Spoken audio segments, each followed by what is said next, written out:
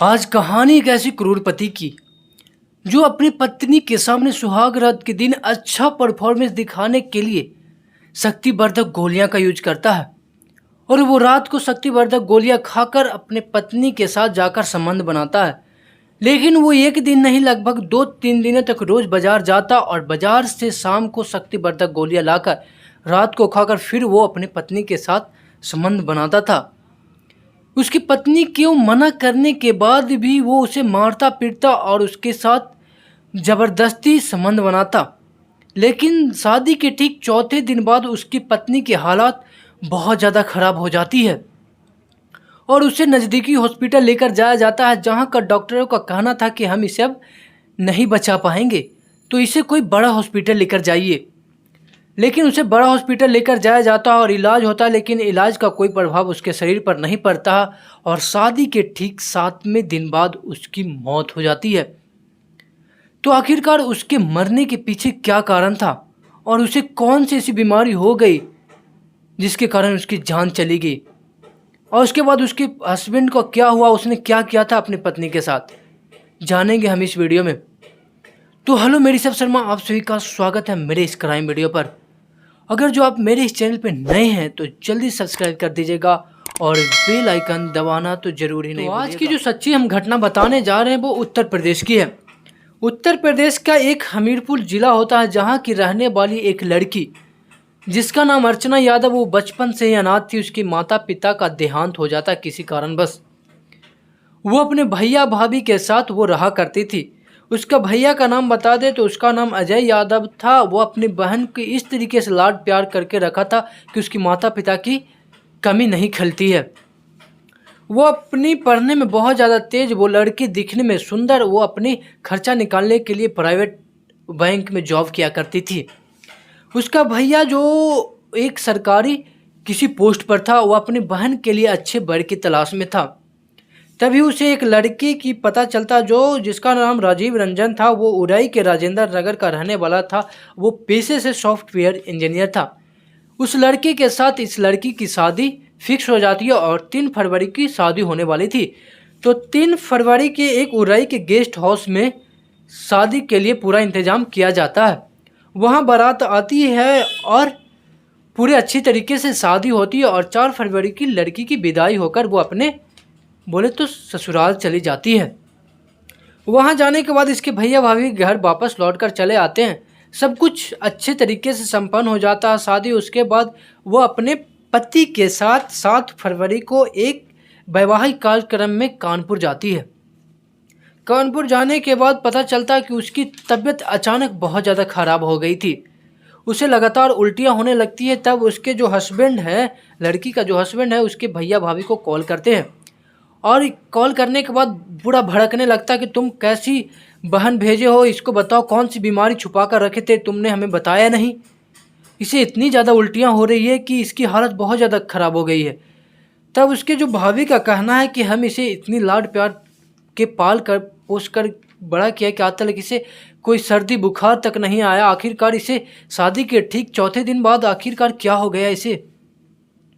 तभी वो आनन फानन में कानपुर के एक प्राइवेट हॉस्पिटल में उस लड़की को भर्ती कराया जाता है और उसके भैया भाभी भी जल्दी से वहाँ पहुँचते हैं।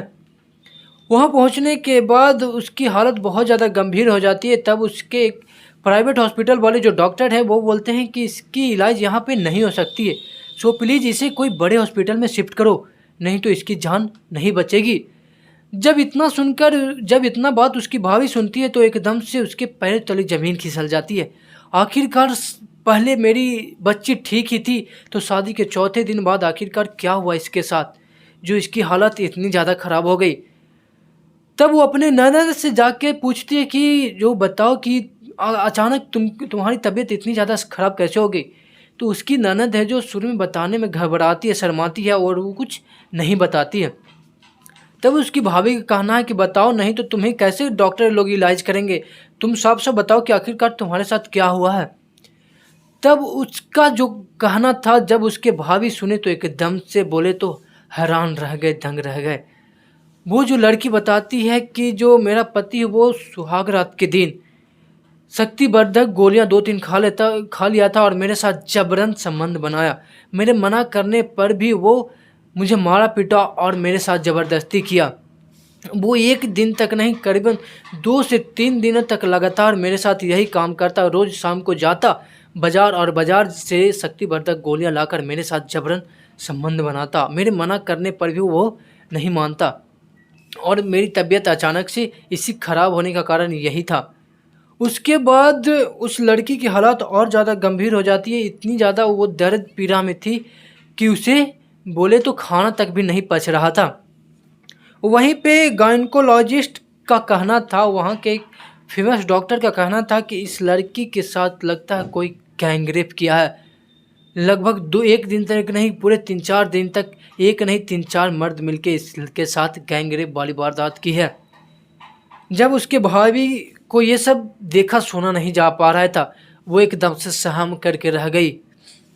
ठीक तारीख 10 फरवरी को खबर आती है कि उस लड़की की मौत हो जाती है और मौत होने का कारण यह था कि उसके प्राइवेट पार्ट में घाव हो जाता और घाव पूरे इन्फेक्शन के रूप में पूरे शरीर में फैल जाता है, जिसके कारण उस लड़की की मौत हो जाती है। उस लड़की के मौत होने के बाद उस लड़के को पुलिस केस होती है और पुलिस केस होने के बाद उस लड़के को पुलिस पकड़ कर लेकर जाती है। पुलिस पकड़ के लेकर जाने के बाद पुलिस जो पूछताछ करती है, तब वो लड़का जो बताता है एकदम से दंग कर देने वाला है। लड़के का कहना है कि हाँ, हमने सुहाग रात के दिन 2 शक्तिवर्धक गोलियां का यूज किया था। वो 2 गोलियां मुझ पर इतना ज़्यादा प्रभाव डाला कि मुझे पता नहीं चल रहा, मेरे खुद पर काबू भी नहीं रह पा रहा था। और इसके मना करने पर भी मैं इसके साथ ज़बरदस्ती, जो एक कहे हैवान की तरह पेश आ रहा था। मुझे खुद पे कंट्रोल नहीं हो पा रहा था। इसके मना करने पर भी नहीं माना। मुझे ये सबसे पछतावा है। और उसके बाद उसे हाई कोर्ट के द्वारा 6 साल की जेल की सज़ा, यानी 6 साल के लिए उसे सज़ा मिल जाता है।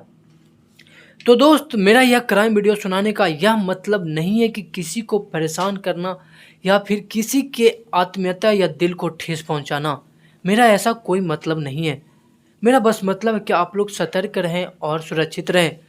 अगर जो उसका हस्बैंड ऐसा नहीं करता, वो गोलियां का यूज नहीं करता, तो आखिरकार उसकी पत्नी जिसकी जान बची रहती और उसे भी 6 साल की सज़ा नहीं होती। वह आज के क्राइम वीडियो में बस इतना ही। तो ठीक है दोस्त, जाने से पहले मैं ये कहना चाहता हूँ कि अगर जो आप मेरे इस चैनल पे नए हैं तो प्लीज़ एक सब्सक्राइब कर दीजिएगा और ये वाले वीडियो को लाइक कर दीजिएगा, ताकि मैं ऐसे क्राइम वीडियो आपके साथ लाता रहूँ और सुनाता रहूँ। तो ठीक है दोस्त, फिर मिलते हैं, तब तक के लिए जय हिंद।